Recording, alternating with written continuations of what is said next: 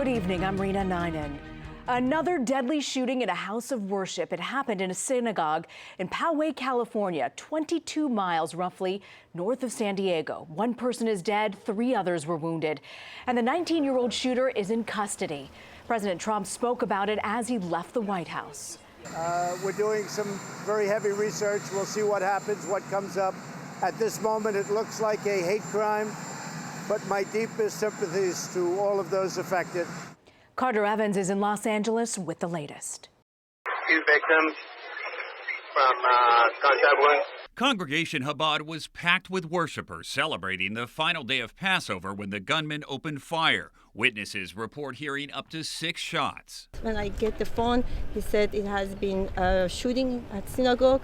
Minu Anvari's husband was inside and told her the rabbi is one of the victims. Rabbi lost 2 fingers, but in spite of losing his finger, he was bleeding. He was trying to finish his speech.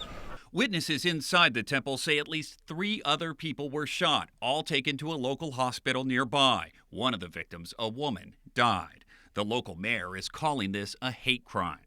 I want you to know, this is not Poway. Investigators described the shooter as a 19-year-old white male from San Diego who actually called 911 after the shooting and gave police his location. As our officer was exiting the freeway, he clearly saw the suspect in his vehicle. Suspect pulled over, jumped out of his car with his hands up.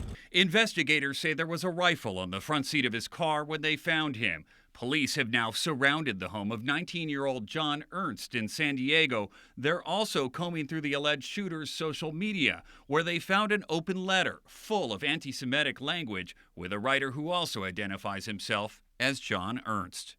Police say they have dozens of witnesses to interview. They're also talking with the suspect and trying to determine the authenticity of that open letter they found.